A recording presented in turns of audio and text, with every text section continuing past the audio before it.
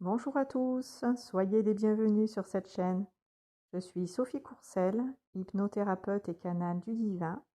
Je réalise des guidances spirituelles, des lectures d'âme et des soins énergétiques angéliques en conscience et sous hypnose. Et le 17 mai dernier, j'ai publié dans la communauté de cette chaîne un message sur le jugement que je vous partage de vive voix ici, car j'ai reçu de ma guidance intérieure un autre message qui fait suite à celui-ci, et comme pour avoir accès à ces publications sur la communauté, il faut être abonné. Pour que tout le monde comprenne le message qui va suivre, il me fallait vous retransmettre celui-ci, que voici.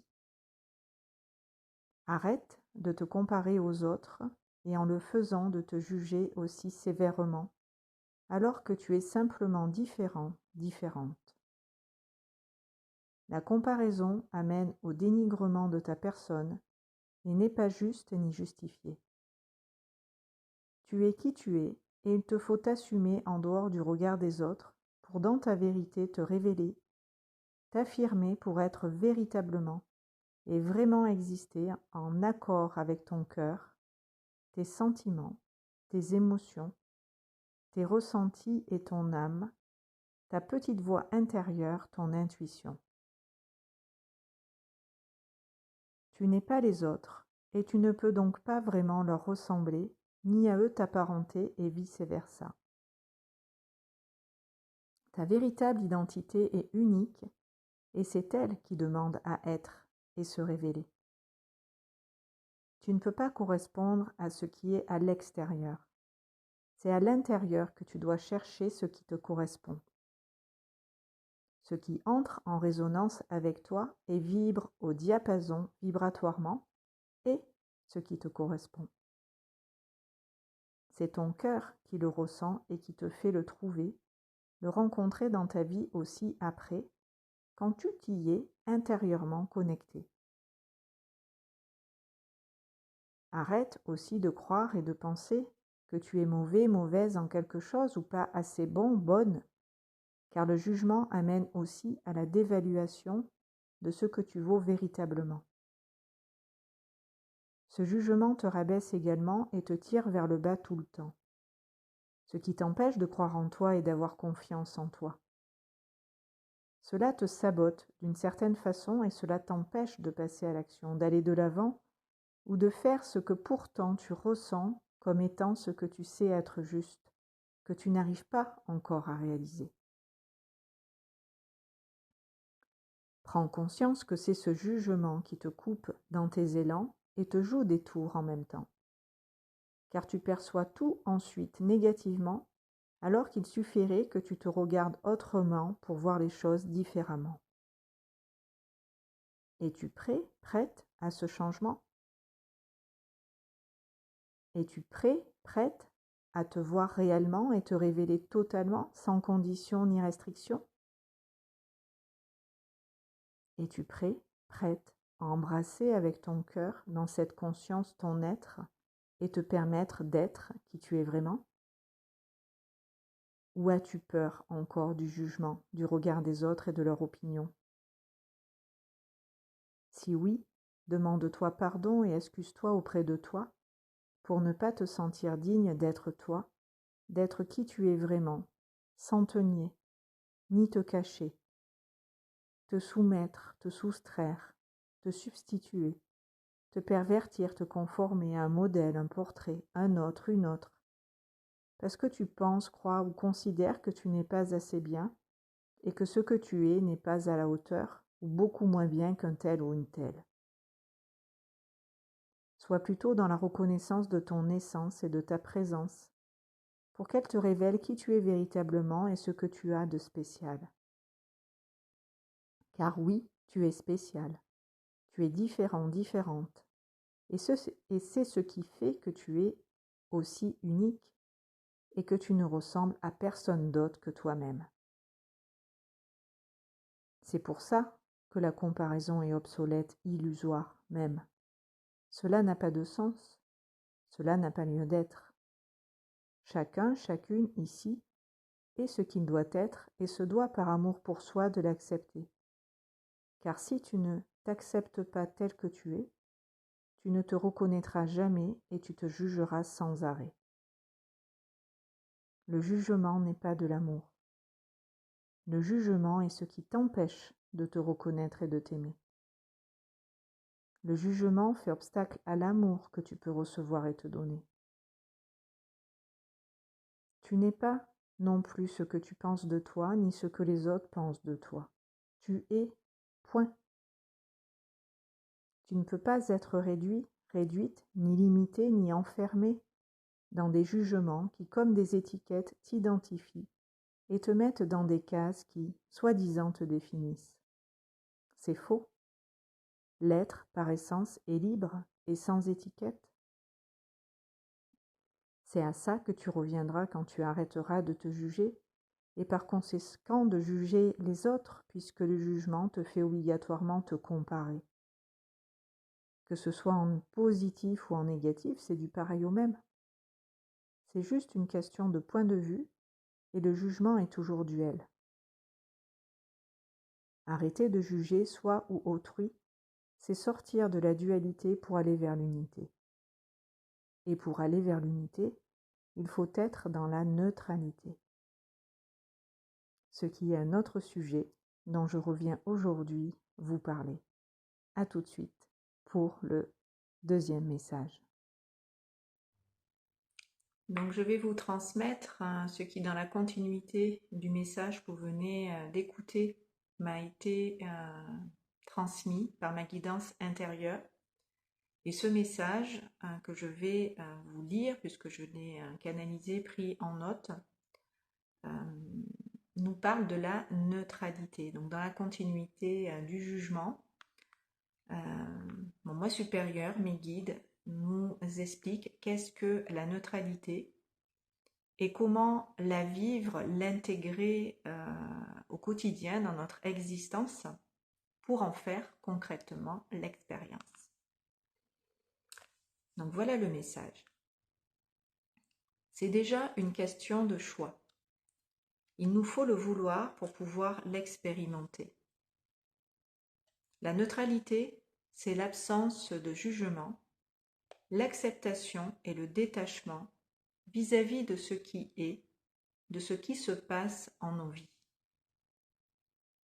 C'est reconnaître que nous n'avons pas de pouvoir sur les situations que nous vivons et que nous avons du pouvoir sur la façon dont nous les vivons et dont nous percevons et recevons ce que nous vivons.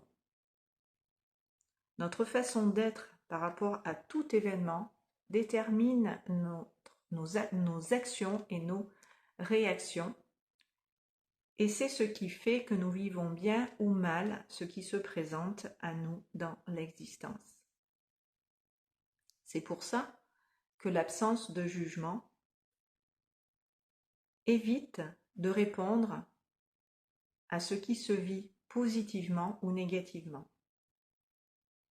La neutralité nous défend et nous protège de ce qui pourrait nous faire pencher du mauvais côté de la balance et nous faire endurer et subir le mal, car en y répondant, on le nourrit. Alors que si l'on est dans la neutralité, on est sur la voie du milieu, qui nous permet de sortir de la dualité pour entrer dans l'unité. La neutralité permet d'être ancré dans la vérité et dans la vérité de demeurer. D'être également dans le juste et l'équilibré, la justesse et l'équité. La neutralité, c'est être dans la foi que ce qui est juste et bon pour soi se manifestera et que tout déséquilibre se rétablira, que tout problème, quel qu'il soit, se réglera, car dans cette conscience, il est plus facile de discerner, d'y voir clair et de ne pas permettre à l'émotionnel ni au mental d'interférer dans ce que nous ressentons. Aussi, la vision, compréhension que nous en avons est plus évidente, plus pertinente, puisque l'ego n'entre pas en jeu et n'est pas concerné personnellement par ce qui nous arrive. Donc, nous pouvons non seulement être dans l'acceptation et d'autre part le détachement sans état d'âme ni perturbation. Il n'y a pas dans ces conditions de déstabilisation intérieure et l'extérieur reste à l'extérieur.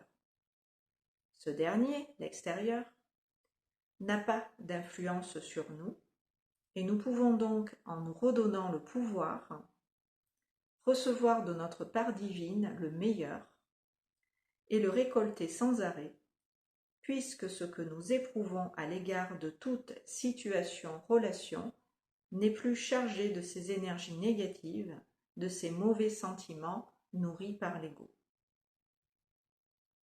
Ce dénuement est la conséquence de l'acceptation et du détachement qui précède la neutralité et nous permettent, en finalité, de l'intégrer puis de l'incarner. C'est l'intégration qui permet l'expérimentation, c'est-à-dire l'incarnation de cette notion, de cette nouvelle conception de la vie et de ce qui s'y produit. Cela est un véritable processus par lequel nous passons pour évoluer humainement comme spirituellement.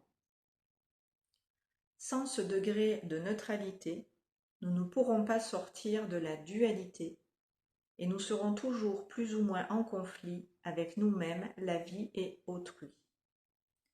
L'ego trouvera toujours une bonne raison de se battre et de partir en guerre, plutôt que de trouver des solutions pour sortir de l'illusion de la séparation et de tout ce qui nous désunit, y compris en nous-mêmes, et qui nourrit malgré nous tous ces conflits à l'extérieur aussi.